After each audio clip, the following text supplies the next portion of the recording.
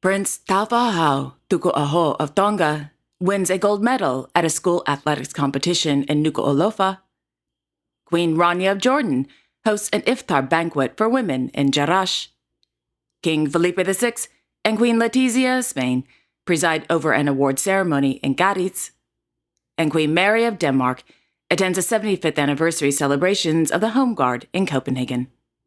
All this and much more coming up next on your Royal Daily News. Good afternoon, everyone. I hope you're doing well. My name is Alexandra, and welcome to your Royal Daily News for Wednesday, April 3rd, 2024. This morning, Her Majesty, Queen Mary of Denmark, accompanied by the Danish Minister of Defense, attended a parade in front of the Freedom Museum in Copenhagen on the occasion of the 75th anniversary of the establishment of the Danish Home Guard. The Home Guard is a voluntary military emergency organization and part of the overall Danish defense. The Home Guard consists of approximately 13,000 active soldiers and 30,000 in the reserve, who annually contribute approximately 2 million voluntary hours. According to a press release from Ritzau, in the wake of Denmark's liberation in 1945, the resistance movement demanded the formation of a home guard that was to be a central part of the Danish defense. The result of this demand, many home guard associations were established in the period from 1945 to 1946.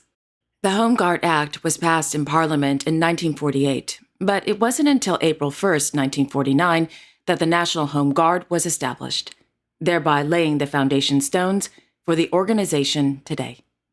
For 75 years, the Home Guard has helped to look after Denmark and secure the country's freedom. During the celebration, the Queen gave a speech, as well as presented a 75-year seniority badge to the last remaining original member of the Danish Home Guard. After the Home Guard parade celebration, the Queen visited the Freedom Museum, where she viewed 3 execution stakes from Rulvæggen. Quote, "Although the 3 wooden poles do not make much of a difference, they hide a harsh and bloody history. It was here that Danish resistance fighters sentenced to death were tied up before they were shot by the German occupation forces in Rulvæggen near Hellerup.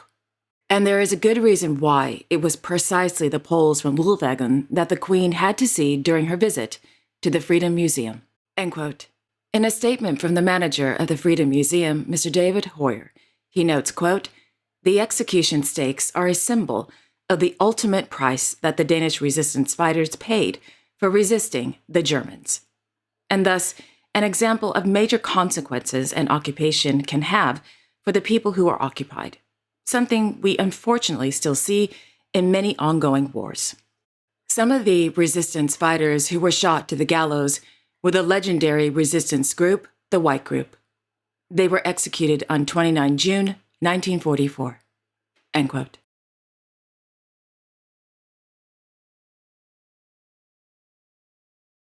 Meanwhile, His Royal Highness, Crown Prince Haakon of Norway, began his 2-day official visit to Vilnius, Lithuania. The visit aims to continue to strengthen the close bilateral relations between the Kingdom of Norway and Lithuania. The day began with the Crown Prince holding a meeting with the President of the Republic of Lithuania, Mr. Gitanas Nausėda, at the Presidential Palace.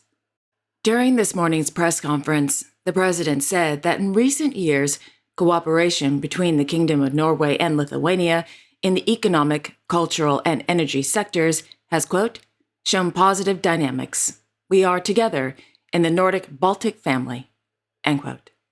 In the mid-morning, the Crown Prince, accompanied by the First Lady of Lithuania, visited a Norwegian-supported center for Ukrainian refugees. Thereafter, the Crown Prince opened the business seminar entitled Creating Partnerships for Regional Defense. On a side note, the Norwegian television network NRK asked the Crown Prince how His Majesty, King Harald V of Norway, is doing. The Crown Prince replied, quote, "Things are going better with the king. He still needs some time to get better. He is of a certain age, so it takes some time to get the hang of it." End quote. Sounds like the king is doing well. That's wonderful news.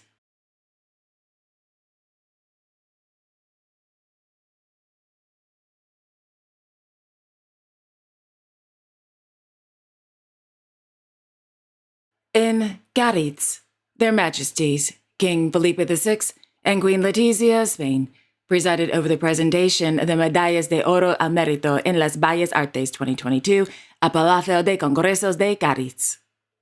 According to a statement from the Ministerio de Cultura de España, the medal is presented to individuals and organizations that have stood out in the field of artistic and cultural creation or have provided notable services in the promotion, development, or dissemination of art and culture or the conservation of artistic heritage. This year, there were 32 winners of the Medallas de Oro, including the Spanish Academy in Rome, Spanish artist Mr. Augusto Ferrer Dalmau, author Ms. Rosa Montero, singers Maria Jimenez and Victor Manuel, to name a few.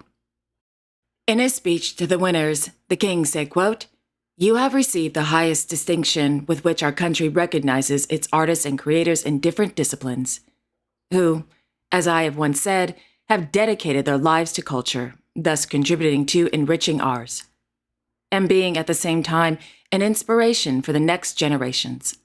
Thank you. Thank you from the bottom of my heart for your work, for your passionate dedication, and congratulations for this recognition that contains, in short, the collective gratitude of our entire society." End quote.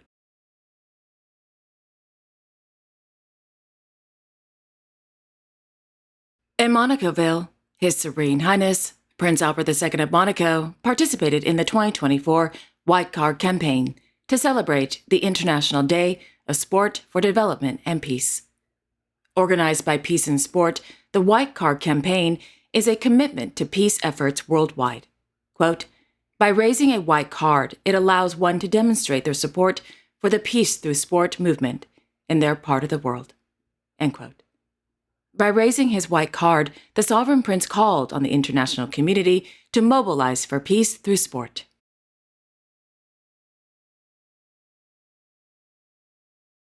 In the morning, the Sovereign Prince, along with students from the Principality of Monaco and the border town of Beausoleil, France, participated in the third edition of the Olympians Cleanup Day, organized by the Monégasque Olympic Athletes Association.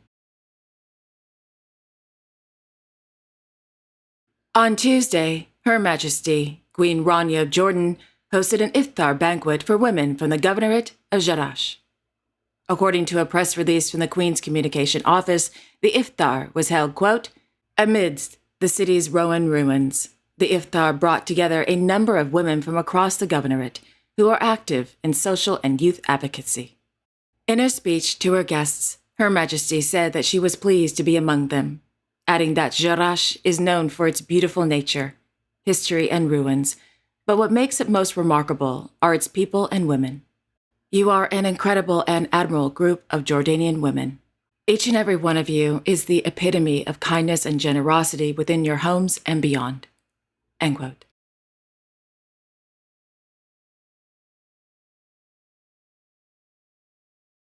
In Nuku'alofa, His Royal Highness Prince Taufo'ahau Tuku'aho of Tonga won a gold medal for the Tupo College during the 97th Annual Intercollegiate Athletics Competition at Toifaiva Stadium. And I'm pretty sure I mispronounced that, so I apologize. According to the Tongan newspaper Maitangi, the 10-year-old prince, who is the eldest son of His Royal Highness Crown Prince Toputoa Ulukalala of Tonga and the grandson of His Majesty King Topu VI of Tonga, broke the, quote, "local record for the youth discus competition with his throw of 15.58 meters." End quote. Well done, young man. On a side note, he's second in line to the throne. So, he's a future king of Tonga.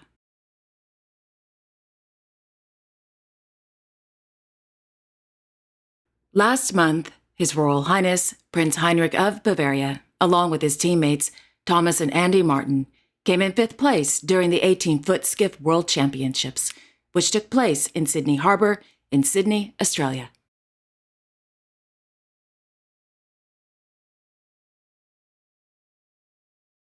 And finally, the Austrian television network, ORF2, recently released a new documentary entitled Noble Houses in the Lake Constance Area.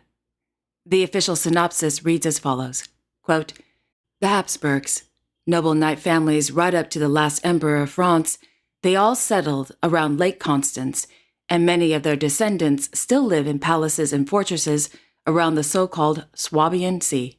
The film offers a documentary journey through the historical aristocratic houses in the Lake Constance area, and thus in the 4 states of the Lake Constance region: Austria, Germany, Switzerland, and the Principality of Liechtenstein.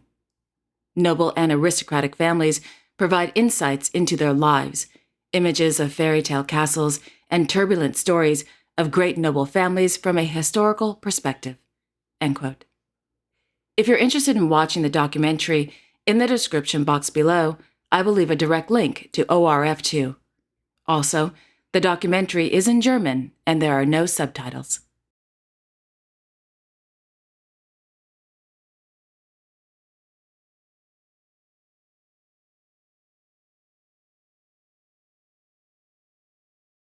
And there you have it.